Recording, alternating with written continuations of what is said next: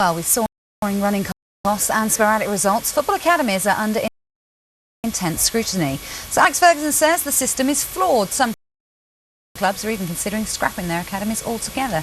Even the FA admit academies aren't producing the quality and quantity of players they'd like.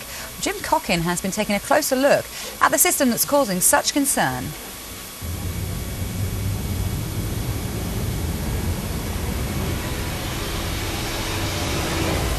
What do these players have in common?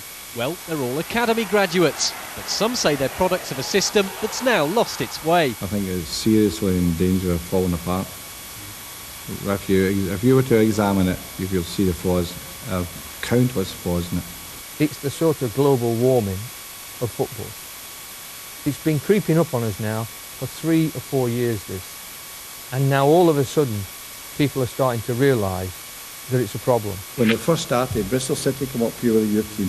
Their fathers and mothers stayed overnight at hotel, all the blazing flannels on. It must have cost them a fortune. Now, at some point, the chairman of that club or the owner of that club is going to say, well, where's all these players? If we don't uphold our responsibilities to the game, that the health of the game down at the bottom is going to wither and die. And if that happens, you're talking about maybe seeing a game where in the Premiership you've got even, well, nearly no domestic produced players playing Premiership football. And Wilkinson should know his charter for quality paved the way for the academies nearly a decade ago.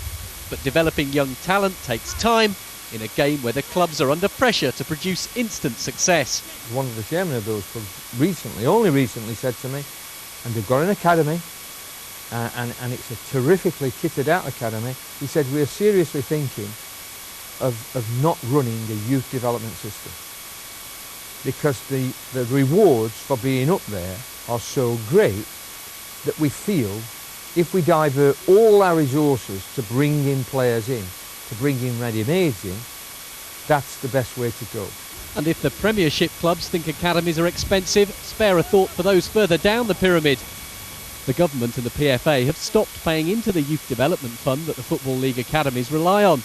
Until the end of this year, the pot is made up of contributions from the Premier League, the FA and the Football Foundation, giving each club a handout of £138,000. Crewe's academy costs 6 times that amount to run.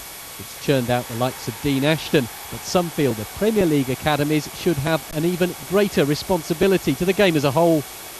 Is it only about the clubs at the top doing very, very well?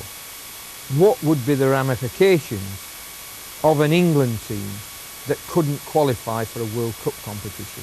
That's certainly a major concern at the FA. Any funding anyone's getting, we should set standards, criteria. There should be quality delivery matched with the funding you're getting, and at the moment I don't think that's probably the case. This summer the Lewis report is expected to come up with proposals to improve things, but football is big business and the bottom line still matters. We want to be a club that produces more Scott Parkers and the like, but I think the long-term future is in doubt unless there is change, because what's going to happen is the boards of directors are increasingly going to look at the resources they've got and say, in terms of the investment we make into that, what are the numbers that are coming through? It's a question being asked in many boardrooms where academies are increasingly seen as a luxury, not a necessity. Jim Cockin, Sky Sports. Interesting thoughts there. You can see part 2 of our report on football academies from 6 o'clock tomorrow morning. You can also email us on your thoughts or go to the message board via our website skysports.com and have your say.